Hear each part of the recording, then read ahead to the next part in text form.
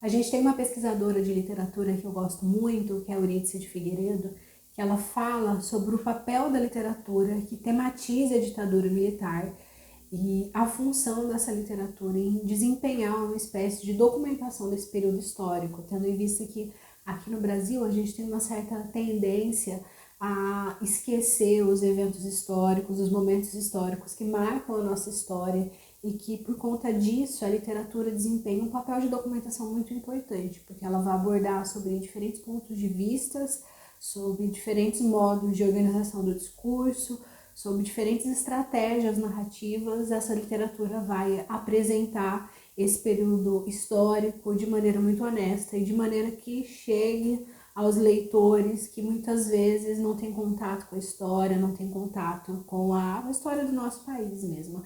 E hoje a gente fala de um livro que desempenha esse papel muito bem, que é o livro 70, do escritor gaúcho Henrique Schneider. E aqui a gente já tem na capa, não sei se vai aparecer por conta do reflexo, mas a gente tem um sujeito na posição que se fica quando se está no pau de arara e que temos a bandeira do Brasil aí como fundo dessa capa tão bem construída. Então hoje a gente fala sobre 70, do escritor Henrique Schneider. Oi pessoal, tudo bem? Eu sou Maísa Barbosa, esse é o canal Trama Literária. Se você está chegando por aqui agora, não se esqueça de se inscrever, ativar as notificações e já colocar aqui nos comentários qual que é o livro que você quer ver discutido por aqui. Se puder, também divulga o canal, divulga o vídeo, divulga o conteúdo, que isso sempre ajuda a mais leitores chegarem por aqui. Bom, eu gosto muito de livros que tematizam a ditadura militar. Há um tempo atrás já fiz até uma série de vídeos sobre livros diferentes, com estratégias discursivas diferentes. Tem a ditadura militar presente na nossa literatura. E há pouco tempo conheci a obra do escritor Henrique Schneider e cheguei a 70, que é um livro muito rápido de ler, muito gostoso no sentido de é uma escrita muito gostosa, é uma escrita muito acessível, mas ao mesmo tempo é o tipo de livro que a gente vai parando, porque os eventos que vão sendo narrados são todos muito fortes, muito impactantes.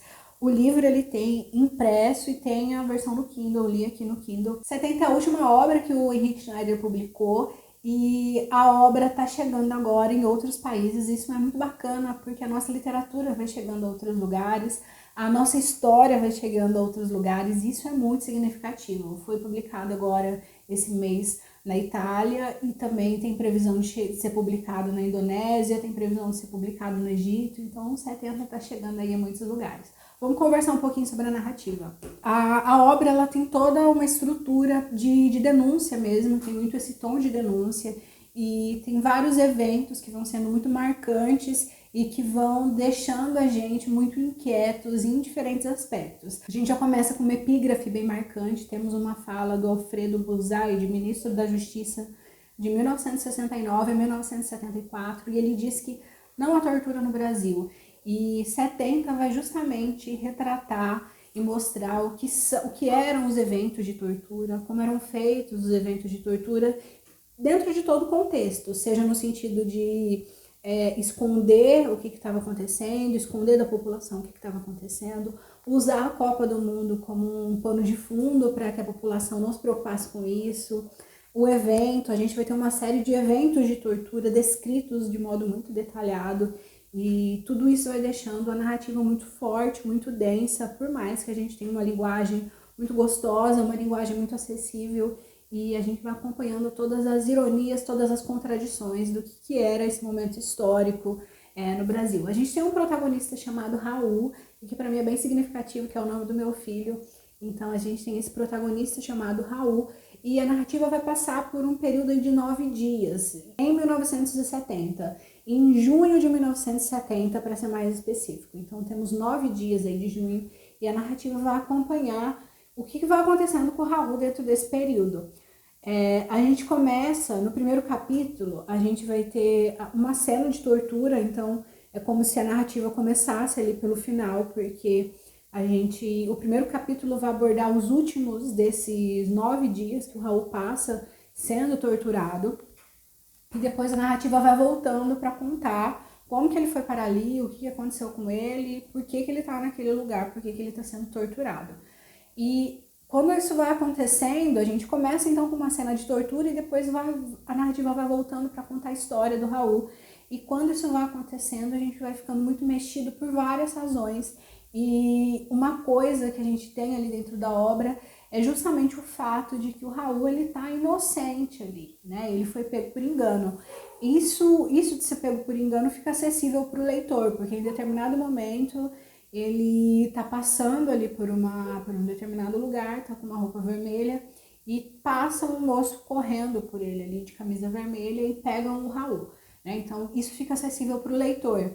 E quando ele é capturado, então ele já é levado para um cativeiro, já começa ali nos primeiros momentos, vão fazer uma série de perguntas, ele tem que confessar alguma coisa, a gente percebe isso muito claramente, que ele tem que confessar alguma coisa, só que o Raul não tem nada para confessar.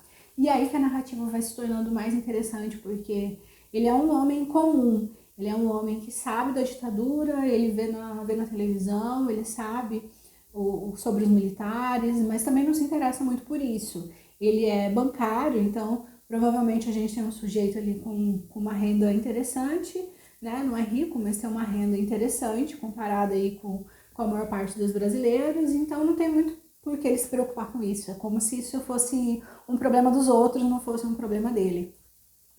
E ele segue a sua vida de maneira muito, muito tranquila e de maneira sem se envolver politicamente com nada. Tem, assim como muitos dos brasileiros, tanto à época como hoje, tem esse receio, tem esse medo de que o Brasil vire um país comunista, ainda que não tenha fundamento para esse tipo de afirmação, mas de qualquer maneira o Raul, ele tem essa questão, né, de que tem medo do Brasil virar um país comunista, mas também não tem profundidades para discutir isso, não se interessa tanto por isso, enfim. É justamente como se isso fosse um problema dos outros, não fosse um problema dele, ele só quer seguir a vida dele, quer trabalhar, quer fazer as coisas, quer passear, e é isso que ele tem ali dentro do seu cotidiano. Quando ele é pego, quando ele é capturado, todo esse cenário se modifica, porque aí ele está sendo exigido em relação a uma confissão que não tem o que ele falar. Perguntam os nomes dos parceiros, dos comparsas, dos outros comunistas, ele é xingado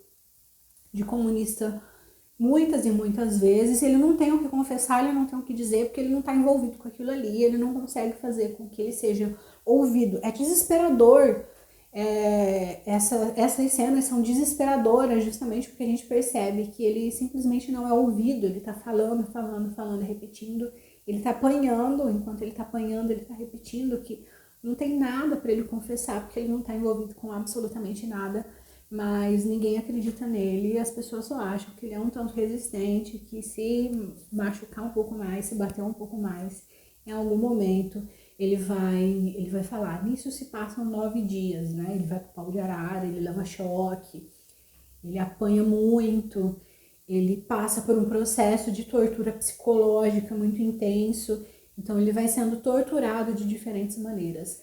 A gente que é leitor vai acompanhando outras coisas acontecendo, e principalmente o que vai chamar a atenção é o fato de que a mãe dele está procurando ele. Ele sumiu e a mãe dele começa a procurar ele. Cadê ele? Perguntas nos jornais, pergunta nas delegacias. Ela tá dentro desse processo de investigação porque o filho dela desapareceu.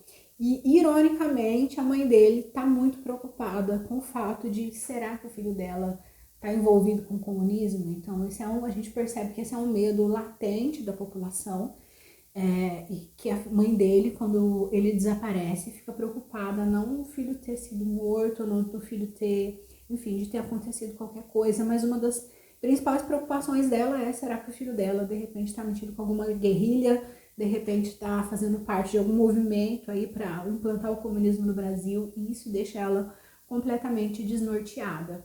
E a gente vai acompanhando isso que está acontecendo lá dentro e isso que está acontecendo aqui fora, essa busca da mãe dele, essa procura da mãe dele, e é muito difícil acompanhar isso. A narrativa, ela é caracterizada por esse processo de alternando, né, tanto foco narrativo, de alternando o tempo da narrativa, então em algum momento vai para o fim dos dias que o Raul está preso e depois vai para quando ele foi capturado, então a gente vai acompanhando esse movimento, desse sofrimento desses sujeitos que estão ali.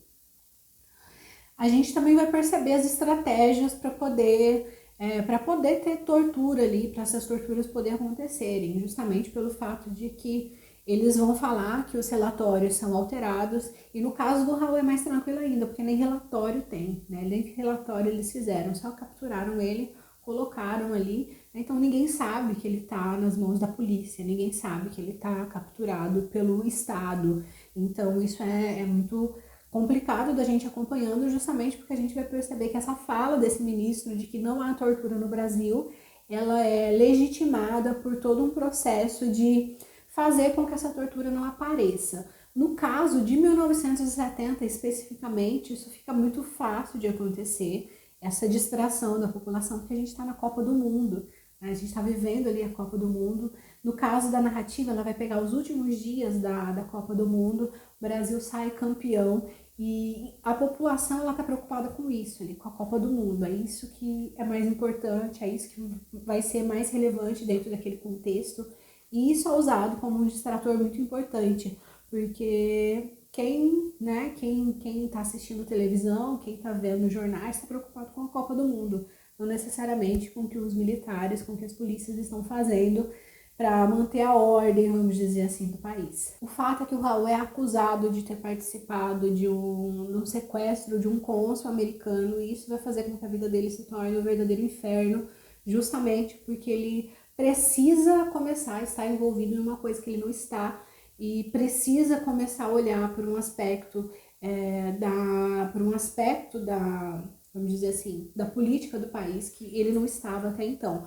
Mas talvez um questionamento que fique será que para os leitores o fato de o Raul estar sendo torturado, ele é mais violento porque ele está ali injustamente, né? Então vamos pegar que 70 tivesse um protagonista, alguém realmente envolvido com movimentos de libertação do país, com movimentos contra a ditadura militar. Será que a recepção dos leitores de 70 seria outra? Ou justamente há esse impacto e há esse movimento de se colocar no lugar da personagem justamente porque é um personagem preso injustamente. Essa foi a nossa conversa sobre 70. Espero que vocês tenham gostado. Até mais!